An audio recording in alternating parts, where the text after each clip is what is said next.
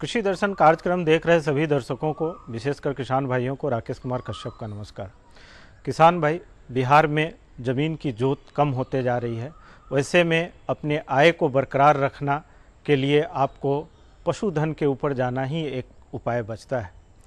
पशुधन की महत्ता बिहार में बढ़ी है। वैसे में उनसे जो हम दुग्ध उत्पादन लेते हैं उसको और अधिक कैसे गुणवत्तापूर्ण कर सकते हैं, इस विषय में सोचना बहुत ज़रूरी है। पशुओं में दुग्ध उत्पादन के लिए हरे चारे का क्या महत्व है, इस पे आज हम चर्चा करेंगे। इस चर्चा में भाग लेने के लिए हमारे साथ हैं डॉक्टर ए.के. सिंह, उप महाप्रबंधक, राष्ट्रीय डेयरी डेवलपमेंट बोर्ड, गुजरात। अभी ये वर्तमान में परामर्शी चारा विकास कॉम्फेड पटना में है। सर, कृषि दर्शन कार्यक्रम में आपका स्वागत है। बिहार में पशुधन के ऊपर काफ़ी प्रयास किया जा रहा है।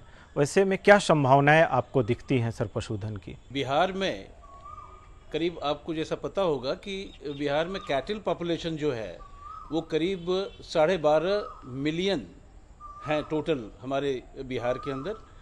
करीब 6.5 मिलियन बफलो पॉपुलेशन है और हमारे पूरे बिहार के अंदर दूध का उत्पादन लगभग करीब 6.5 MMT मिलियन मैट्रिक टन की उत्पादकता है।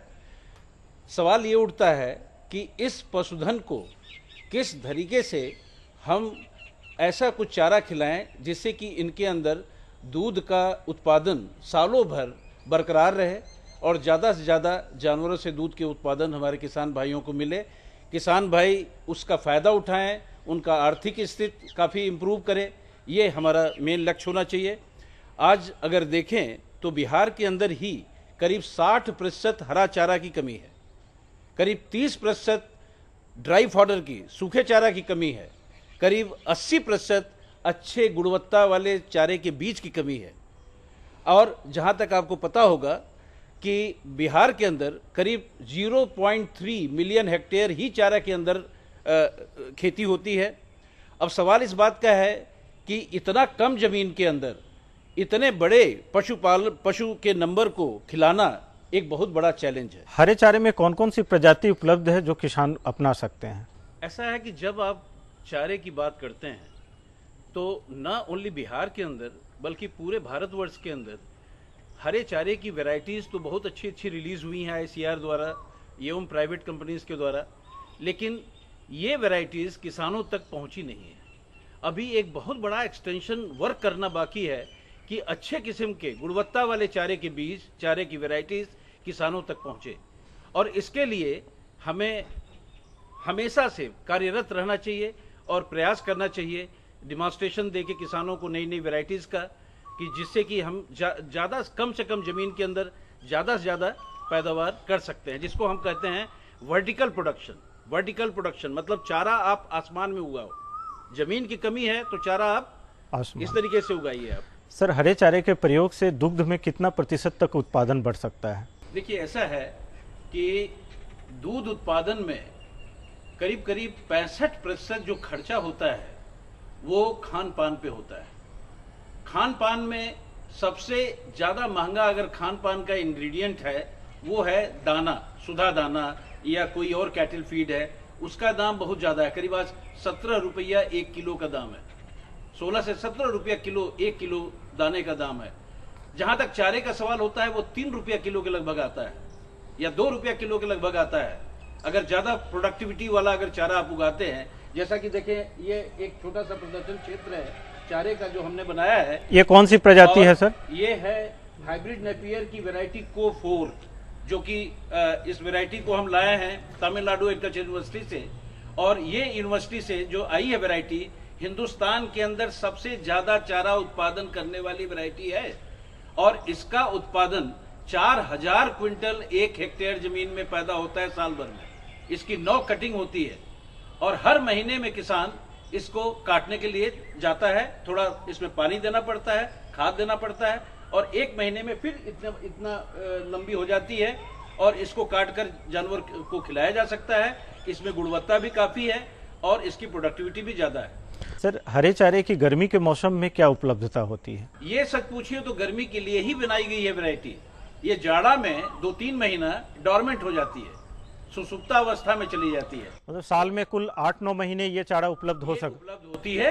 और सबसे बड़ी एक तरीके से चैलेंज है हमारे पूरे भारतवर्ष के अंदर चारा उत्पादन करने में कि हमें आज समय है, जबकि हम जमीन बहुत कम हमारे देश में कल्टीवेबल लैंड है, तो जो भी जमीन है हमारे पूरे देश के अंदर, उनके अंदर हमको ऐसी वैरायटीज की कल्टीवेशन करने की जरूरत है किसान भाइयों को, जो कि ज्यादा से ज्यादा उत्पादन मिले किसान को। उसी तरीके से देखें तो इस तरफ तो ये वैरायटी और इसके अलावा बहुत सी ऐसी वैरायटीज हैं जो रिलीज्ड वैरायटी है ICAR के द्वारा, या इवन प्राइवेट कंपनीज ने भी कुछ वैरायटी रिलीज की है, लेकिन उनका दाम इतना ज्यादा है कि जो किसानों के पहुंच के बाहर है। तो ऐसे में आज हमारी जो ICAR से जो रिलीज वैरायटी है, एग्रीकल्चर यूनिवर्सिटी से जो रिलीज वैरायटीज हैं, इन वैरायटी को अगर हम किसानों तक पहुंचाएं तो वर्टिकल प्रोडक्शन हमारा 2-3 गुना ज्यादा हो सकता है, किसान ज्यादा ज्यादा चारा खिला सकता है, और कास्ट ऑफ जो मिल्क प्रोडक्शन है, दूध के उत्पादन का लागत जो है उसको हम आसानी से कम कर सकते हैं। सर, अभी हम लोग चर्चा किए कि हरे चारे के प्रयोग से लागत कम होती है, उत्पादन बढ़ता है, लेकिन कितना गुणवत्तापूर्ण उत्पादन होता है? देखिए, ऐसा है कि जब भी दूध उत्पादन जो हम करते हैं, हरे चारे और एक सर्टेन लिमिट के बाद जहां पे दूध ज्यादा देने वाली गाय है, उसको तो हमको दाना भी खिलाना पड़ता है। 4 से 5 लीटर 6 लीटर दूध देने वाली गाय को हम हरा चारा से ही खिला करके और बिना दाने को भी हम पैदा कर सकते हैं। अगर आपके चारे में 10 से 12% प्रोटीन होता है तो उनको एडलिब खिलाइए और दूध आप 6 लीटर दूध बिना इवन किसी चीज को खिलाए भी आप उत्पादन कर सकते हैं। ये चीज काफी प्रूव्ड हो चुका है, अलग अलग जगहों पे ट्रायल करके, NDRI ICAR स्टेशंस पे है और हर जगह। सवाल ये उठता है कि आज बिहार में एनिमल हस्बेंड्री के अंदर भी अच्छे अच्छे ब्रीड हैं हमारे यहाँ।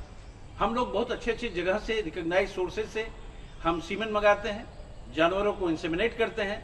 आज बिहार के अंदर बहुत ही अच्छे अच्छे किस्म के हमारे पास जानवर हैं। उनको खिलाने के लिए हमको दाना और हरा चारा दोनों संतुलित मात्रा में खिलाना बहुत आवश्यक है। जहां तक ड्राई फॉडर का सवाल है, हमारे यहाँ व्हीट होता ही है, तो व्हीट भूसा भी मौजूद है। राइस बिहार में काफी होता है, तो राइस स्ट्रा भी काफी मौजूद है। जरूरत है हमें हरा चारा को इम्फेसिस देने की, उसको ज्यादा स्ट्रेस देने की। और हरा चारा अगर हम 12 महीना ऐसा फसल चक्र बनाएं कि 12 महीने के अंदर हम हरा चारा पैदा करें।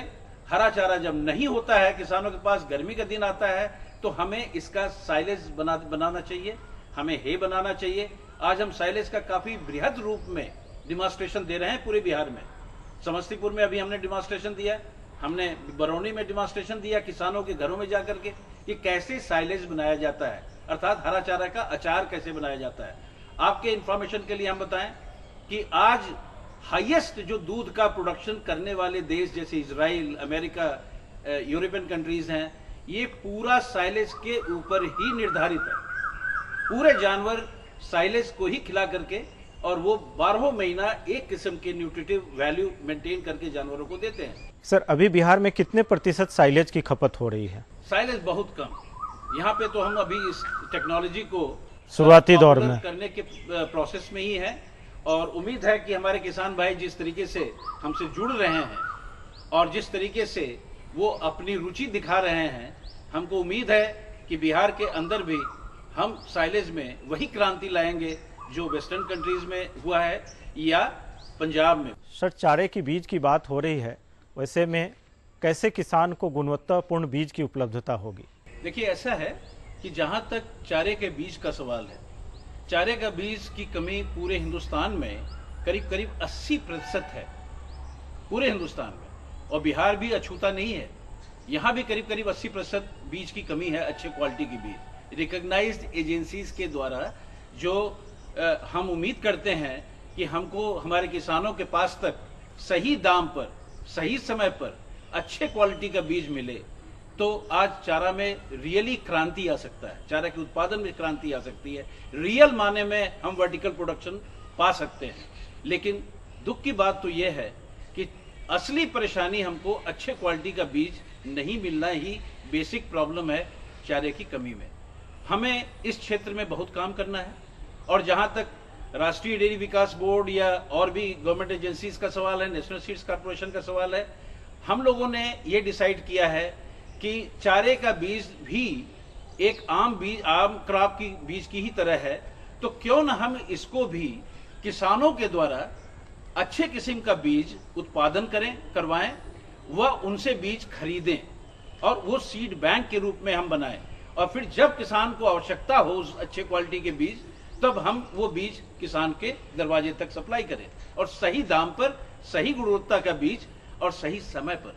चारा का बीज या कोई भी बीज समय पर नहीं मिलता है तो प्रोडक्शन अपने आप खत्म हो जाता है, क्योंकि चारे का खेती ज्यादातर मानसून के ऊपर डिपेंड करता है, अर्थात वर्षा के ऊपर डिपेंड करता है। और हमारे देश के अंदर साउथ वेस्ट मानसून सबसे सक्रिय है, अर्थात जून जुलाई का मानसून।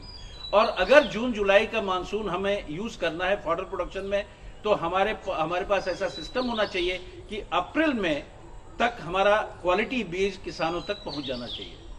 और अभी आपको हम बताएं कि हमारे देश में ऐसे किस्म के बीज बने हुए हैं, जैसे hybrid sorghum Sudan hybrid, sorghum अर्थात जनेरा, सूडान अर्थात जो पुरानी सूडान की वैरायटी थी उसकी अलग अलग जर्मप्लाज्म लेकर के हमारे साइंटिस्ट उसका हाइब्रिडाइजेशन किए हुए हैं, और वो वैरायटी हम यहाँ पे लगाए हुए हैं। और इस वैरायटी की खूबी है कि किसान भाई 5 कटिंग काटते हैं और इनको भी बहुत ही अच्छा प्रोडक्शन मिलता है। लश ग्रीन फॉडर है, गर्मी में बहुत अच्छा आता है, इसका साइलेज भी बना सकते हैं। और बिहार के अंदर हमने हजारों टन ये सीड इस साल बांटा है। बिहार के अंदर करीब करीब समझ लें हमने 700 टन फॉडर का सीड बांटा है, मतलब 7,000 क्विंटल 7,000 क्विंटल फॉडर का सीड अच्छे क्वालिटी का बिहार में किसानों को हमने दिया है। अर्थात आप समझ सकते हैं कि इस 7,000 क्विंटल सीड जिस समय खेतों में पूरा लगा होगा तो उसकी प्रोडक्टिविटी कितना होगी जब ये अच्छे क्वालिटी का बीज किसान तक पहुंचा। तो इस वजह से मेरा मानना है कि फॉडर डेवलपमेंट अगर करना है तो अच्छे क्वालिटी का बीज सही समय पर और सही दाम पर, क्योंकि दाम अगर सही नहीं होगा तो किसान के पास इतना पैसा नहीं है कि कोई प्राइवेट वालों की तरह 600 रुपया दे के 1 किलो बीज खरीद करके और अपने खेत में लगाए, क्योंकि बहुत से प्राइवेट कंपनी 600 रुपये किलो 700 रुपये किलो चार्ज कर रही है।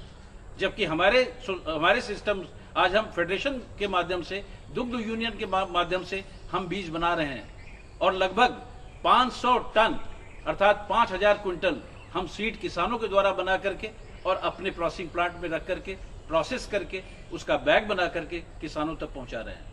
इस प्रोसेस, ये अभी एक ड्रॉप है कुआं का, एक केवल बूंद है पानी का, हमें इसको पूरा फैलाना है और हमें देखना है कि जो 80% कमी है चारे के बीज की, उसको हम पूरा इस गैप को ब्रिज करें, इसको भरें, और हम देखें कि किसान को जिस तरह धान और गेहूं का बीज समय पर मिल जाता है, उसी तरह चारे का भी बीज उनको समय पर मिले और प्रोडक्टिविटी अपने आप बढ़े। तो मैं कह सकता हूं कि कम जमीन के अंदर, अर्थात जो 0.3 मिलियन हेक्टेयर जमीन अंडर फॉडर के अंदर है, इसको हम बढ़ा करके काफी पैदावार बढ़ा सकते हैं, अर्थात 3 गुना 4 गुना हम बढ़ा सकते हैं अगर अच्छे क्वालिटी का बीज हम किसानों तक पहुंचाएं। किसान भाइयों, आप दुग्ध उत्पादन कर रहे हैं, पशुपालन कर रहे हैं, वैसे में आप इस बात को शायद समझ रहे होंगे कि कैसे हरे चारे की महत्ता है। इससे सिर्फ आपके उत्पादन लागत ही कम नहीं होती है, आपके दूध की उत्पादन बढ़ती है, एक गुणवत्तापूर्ण दूध आप ले सकते हैं जिसमें प्रोटीन की मात्रा बढ़ सकती है। इस प्रकार से अनेकों लाभ हैं हरे चारे को देने से। अतः और जो आपको बीज की प्रजातियों की बात कही डॉक्टर साहब ने कि आपके पास उपलब्ध है, आप निकट के सोसाइटीज में जाकर चारे की बीज की मांग कर सकते हैं, आप और भी चारा अधिकारी से मिल सकते हैं जहां पे आपको बीज उपलब्ध कराई जा सकती है। आप चारे के उत्पादन को महत्वपूर्ण स्थान दें जिससे कि आपके दूध की क्वालिटी गुणवत्तापूर्ण हो। सर, आज आपने किसान भाइयों को चारे के विषय में बताया। आपका कृषि दर्शन कार्यक्रम में आने के लिए बहुत बहुत धन्यवाद।